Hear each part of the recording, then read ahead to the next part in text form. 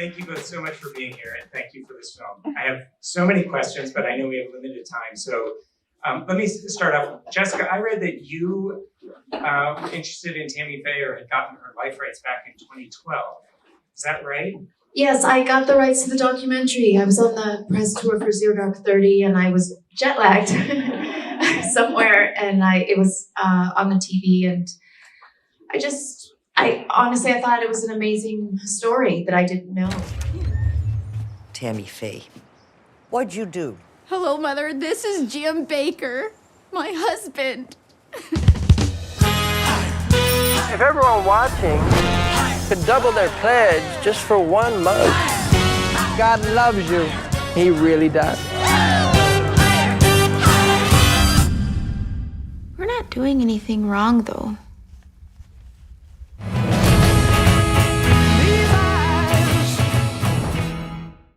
They were taken down, and the SNL sketches, and making fun of her, calling her vulgar, and all these mean things, that we show some comedians say and people say about her in our film.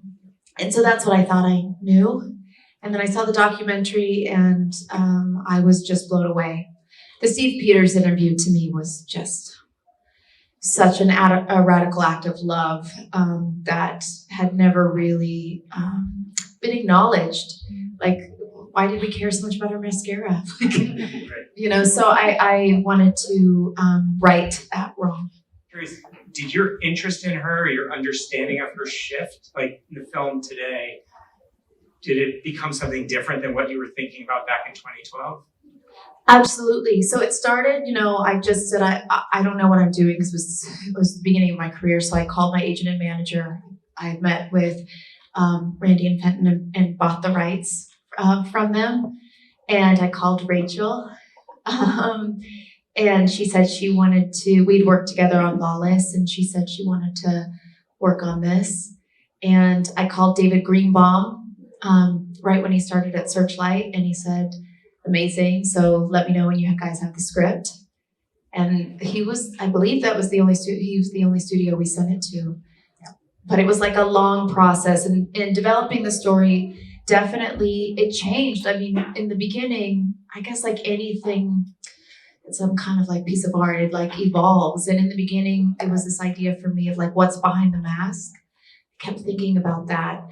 And then I started to realize, like, well, she said in an interview to Roseanne, everyone kept asking her, why do you wear so much makeup? Why? She finally said, well, I feel pretty with it. And I got to the point, like right towards the end, where I was like, why do we need to justify why she wears makeup? It's no one's business, And RuPaul, who narrated her documentary, actually said that drag isn't a mask, it's a revealing. And I love that, like that idea that she is so authentically who she is, and she uses makeup as a revealing of what she feels. And she's so strong about it that she tattoos her face so no one can change her. I actually really admire that. That's such an individual, authentic thing. So yes, it did evolve. Yeah. Rachel, could you talk a bit about the production, the development, and then moving into production? When were you in production? And of course, I don't know how it relates to COVID, but I'm assuming you ran into COVID at some point with the project. Yes, we did. So October 31st, 2019 was our start date, Halloween. And it was, a while back now, and we were in post during COVID, right at the beginning of it. And we were really figuring things out in the, day to day, and how to work remotely. When we were in Toronto for film festival, I think that was the first time I had seen a movie with an audience, and all of us. Yeah, it was, that just, as you all know, that just doesn't happen. So that was an adjustment that we made over the course of, I don't know how many months, and then we really, Searchlight really wanted to find the right time to release it, so thankfully we were able to do it once theaters were back open. Was your post-production changed by having to work remotely? I mean, Yeah, we were doing, a lot of the sound remotely, which was kind of crazy, and a lot of cuts. How you're used to sitting in a room with your editor and your director and going through scene by scene, and none of that was going on. It was all remote. Even the color correcting, was done remotely. Wow. So it was challenging, but in some ways it was actually it showed you just how involved you could actually be in terms of the amount of people that could engage, just given the fact that everybody had access to a screen. amazing. Well, it turned out. So. Jessica, I want to go back to something you were talking about earlier. This notion of artifice and mask. What struck me in your performance in this film is, I don't know quite how to articulate it, but there's this tension in her between complete artifice, not just the makeup, but she has this. There's a kind of facade, but then there's complete genuine quality to her, and you see it in public moments where she's on stage or performing, but also like privately with Jim. Like there are these different layers to her, of naked vulnerability and this kind of like that laugh and the smile. And there's this kind of impenetrable like positivity. I'm just wondering, like as a performer, how did you approach that? Was that something that obviously you must have thought about it? So just anything you could share on that. Yeah, well, this is a character because she's so much, the accent, and then also the pitch of the voice is much higher than mine, and her mannerisms and her laugh, and she only smiles with her upper lip. She doesn't, I'm a big toothy smile, and she's like, so like all these things, the singing, oh gosh, ministering in front of a lot of extras who actually went to PTL, like knew Jim and T. We shot in North Carolina, right next to where Heritage USA is. So all of that in creating the character, I started from the outside, and then from there, I tried to understand the inside. So I started to realize that like I actually found a great deal of loneliness in her. I found, her laugh usually came from a nervous quality, or, a hand gesture she would make, or like every time she ate food, she'd go like that with her shoulders, just so sweet, like how much she loved like something delicious. So I started looking at all of these things about her to help me understand the internal, and then also her books and her kids, and the documentary filmmakers had hundreds of hours of unused footage that they let me watch and study. And one thing I really noticed, because I had to connect, like, what is she has this compulsive, like, obsession about connecting with people, like strangers. She needs to make everyone feel loved. It was so important to her to reach out to people, to touch them, and to hold them. And I think it's because she felt unloved. And it started when she was a child in the Pentecostal church. The father leaving the family, she became the embodiment of that shame. And she didn't want anyone else to feel left out of love. And so I connected whatever her faith was to love. And so who knows, that really happened where she spoke in tongues when she went into church and had that moment. I don't know if it's because God really spoke through her. And I don't know if it's because it's the first time she felt worthy of life and worthy of love and seen for the first time. And maybe they're the same thing. Maybe God is that. Maybe it is faith is love. So I tried to, when working on her and connecting to the interior, try to understand what was her obsession with connecting to people. And for me, it always came from a sense of sadness. So it's juxtaposed. Like, she seems super positive and happy because she's always trying to lift herself back up to face the world. Right. As you were talking, I flashed on her relationship with her mother, which I thought was really interesting in the film. To me, unexpected. Initially, when I saw the mom, I thought, oh, she's gonna be this horrible figure of oppression. But like, Tammy maintained a relationship with her and wanted to show her love, like with the fur coat and till the end. That's the great Cherry Jones, though, too. She brought in so many I mean, you guys, talk about like every aspect of Cherry. She's just the most wonderful person to work with on all fronts. And she brought in all that warmness. I mean, what the incredible thing is, that character was only allowed back into church because she could play the piano. And so she really all of her sternness and her harshness came from wanting to protect her daughter. She didn't want her daughter to experience the banishment that she experienced from the church. And she knew what could happen if you didn't, if you were outside, you didn't toe the line. And so she's stern, but it all comes from this great love she has for her daughter. And that's Cherry. She's just, I think, a genius. Yeah, definitely. So one thing, I remember in high school or college, I would watch the PTL Club once in a while. It would just be on. It was just I was not a member of the evangelical community, but I was it was fascinating, and I would watch it, but I had no real sense of what it was. And to watch the film now, I saw the cultural context of it, of how the evangelical movement has changed over time, and to see, the financial corruption aside, the PTL Club, to see where they began when they were really young. It was sex positive and inclusive, and she did the show with the penile pump, that was kind of amazing.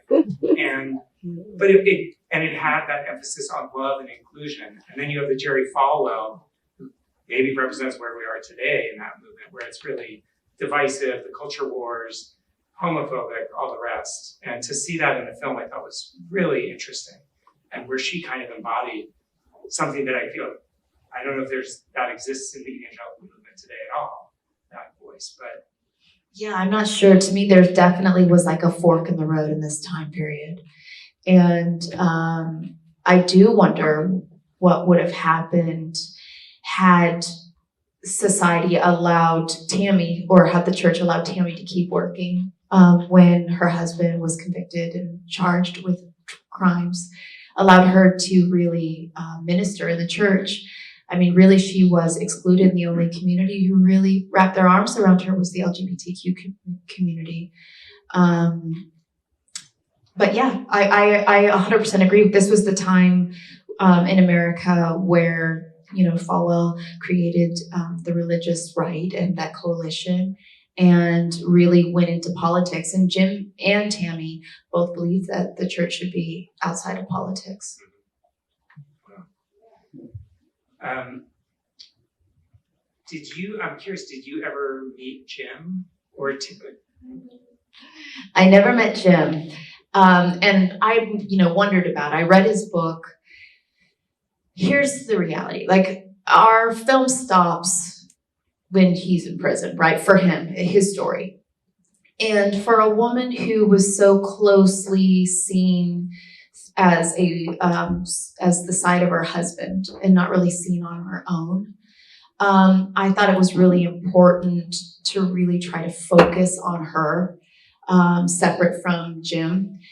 And the book he wrote is a completely different person than who he is today.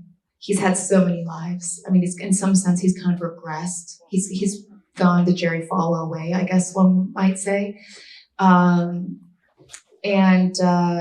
So we really stopped for me, where he was when he wrote his book. And the book's titled I Was Wrong. So it was you kind of felt like he could have gone one way or another, and then he went the other. I'm curious. So the film, there's the scene right at the end when he reveals what everything's falling apart, it's coming down, and he goes, "Let this be. I'll take the fall. You don't know anything." And I'm curious, as an actor, how you approached that, what she knew and what she didn't know, because. Yeah, this is a fascinating question because I get asked this all the time. What do you think she knew? In terms of my personal beliefs, I don't believe in the prosperity doctrine. I think money corrupts. I think the reality is money is very closely connected to the church, to all I mean, I was just in Italy, and there's a lot of money in the Vatican. So every time you go to Sunday service and they pass the plate around and the wallet comes out. So with televangelism, it's just a much larger scale, right? Where it's like, okay, you send in your money, now you have millions of viewers every Sunday doing it. So in my mind, I wonder if faith and money, if there's a way to separate them, so it's not an expected thing that you pay to, I don't know. I didn't grow up within the church. So yes, I that's definitely not something I follow. In terms of what did she know, I don't think she knew about Jim Bakker's sex scandal until she was told right at the end. Because the reality, why would he tell her? And he was using church money to pay her off. So that all was, I think, completely kept from her. And then in terms of the finances, I love Tammy, but I don't think she was like a financial person, like in those rooms, I mean, in fact, I know it because I talked to people who were there. She was in no part like, and I don't think actually Jim was probably the smartest when it came to finances as well. So I think the whole idea of buying partnerships and not having enough rooms for them, I don't think she knew how many rooms they were selling, because the reality is also she was a drug addict at the time. So I think she was just kind of like sleepwalking through her life and was not in any financial meetings. Okay. And the US government thinks the same because they never charged her. Right. I did want to ask about the final scene of her singing at Oral Roberts. This is an incredible scene. Your performance, but also the direction of that scene. I mean, I'd love to hear anything you could share about that. But in terms of, she's out there alone on this dark stage with a hostile audience. She starts singing and her face lights up, and then the chorus appears behind her, and then we see it's in her mind, but then it comes back. And the way that scene is built, and then the way she wins over the audience gradually, it's so powerful and moving. And it kind of embodies all that tension in her of the relentless positivity and love with the vulnerability. I don't know, just could you talk about how that was to perform that and build that scene as an actor? That and the Steve Peters scene for me were the hardest. Because Steve Peters, you can Google the whole thing's on YouTube. It's there, right? So that makes it wow, that's really to live up to that. And then the end, there's so much in that last scene about what we're trying to say about Tammy. And a friend of mine, the great filmmaker, Jeff Nichols, was talking to me about that last scene. And he goes, you know what, that scene, it's like all of a sudden I got it. He said, there's some people who just have a gospel choir always there. And he's like, and we've met them. And you're like, why are you always like this? And then you realize they've got a gospel choir there behind them that only they can see. Yeah. And that's Tammy. I mean, I love the switching back and forth to realities. And it's like you say she wins over the audience, but does she? Yeah, right. Or that's Tammy in her moment of this is what it feels like to be in the grace of God, to be unconditionally loved. That's also what a lot of the movie is about to me. And it's people's perception. You receive what you put out into the world.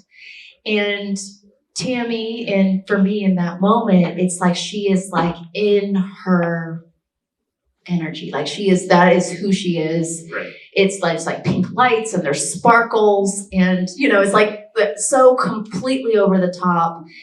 And then yet also it can be quite complicated and painful, like the American flag. And it's God bless America and all these things. It's like Tammy's version of what what this country could be and what it should be.